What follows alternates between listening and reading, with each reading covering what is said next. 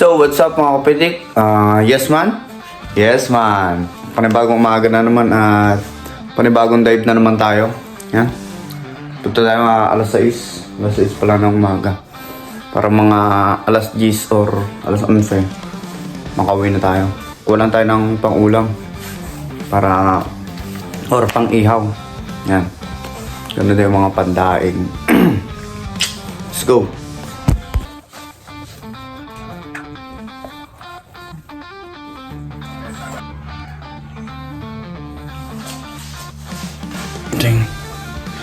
Camera, dadalhin natin ito.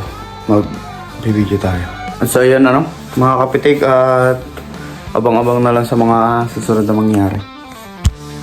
At andito na nga tayo sa spot kung saan dito tayo magdadive.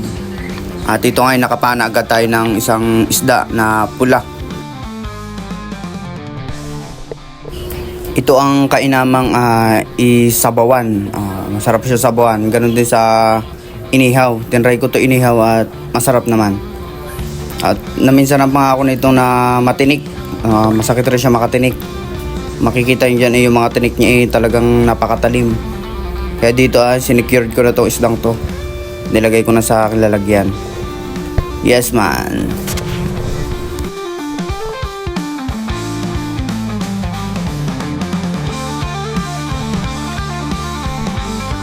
At dito ngayon nag-ready na tayo sa ating second dive.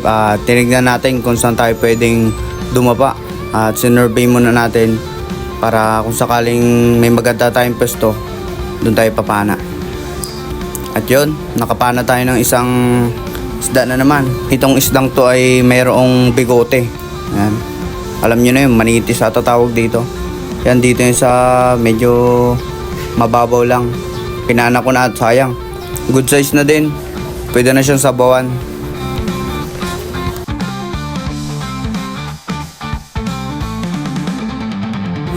At dito nga sinecured ko na tong isdang to. Nag-grade din na rin tayo sa pangatlong dive natin. Yan, malaking-laki na siya. Pwede na talaga.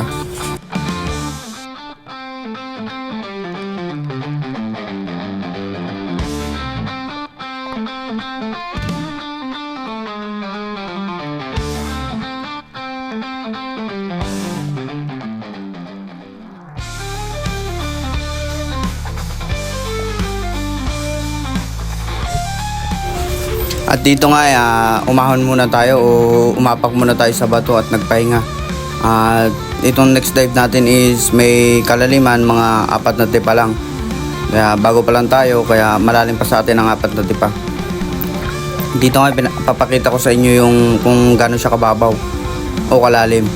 Yung kung makita nyo may mga isda sa ilalim. Yun yung target natin. Sana makakuha tayo ng kahit isa. Ayan, nakikita nyo, nangingitim siya sa ilalim. Kaya dadive na tayo. Tatry natin sana makakuha tayo. At dito nga nakakuha nga tayo ng isang pang-ihaw.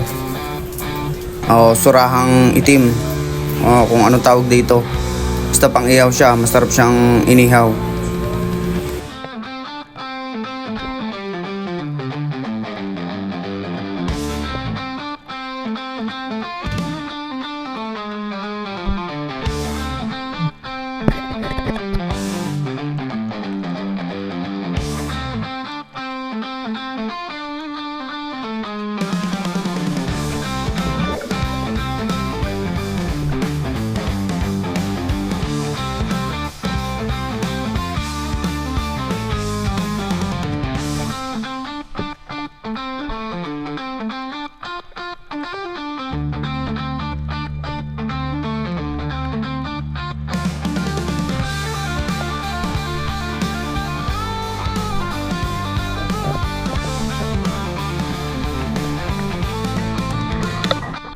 At syempre dito isi-secured na natin tong isdang to.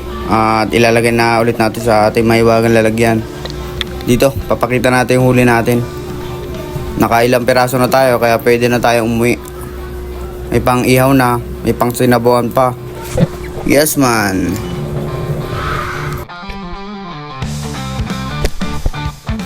At ready to the next dive. Dito naman tayo sa may kanto. Titignan natin to kung may laman. Sana makapana tayo ng isa pa. para pwede na tayong umuwi. Titignan muna natin. Dito nagsusurveil ako, tinitignan ko baka may dumaan. At ayun na nga, nakapana na tayo. Isang ilak. Good size na din. Pwede na siyang pamprito. Pwede na rin siyang sinabawan.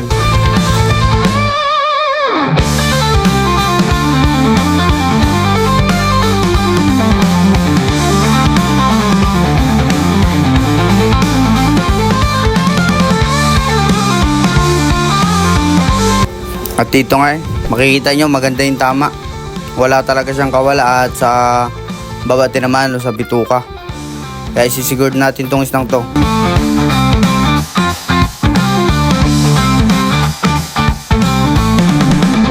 At ito nga yung mga nahuli natin. Kaya pwede na tayong umuwi. Yan, meron tayong ilak. At meron na rin tayong mga pang-ihaw. Pwede na yan. Kaya let's go na.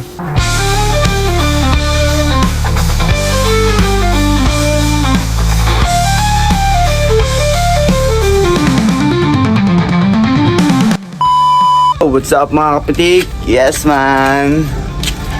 Ito ang huli natin. Siyempre, pag may tiyaga, ay nilaga. Ulam. Ating huli natin.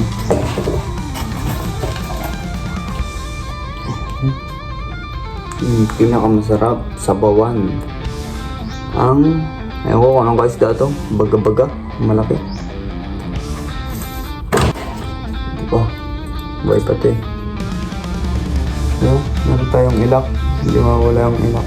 At ang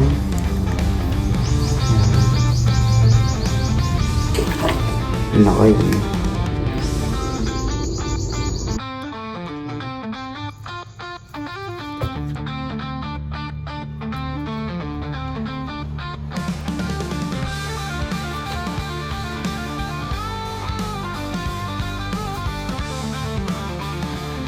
So yun lang mga kapitik at kita-kits ulit tayo sa next dive.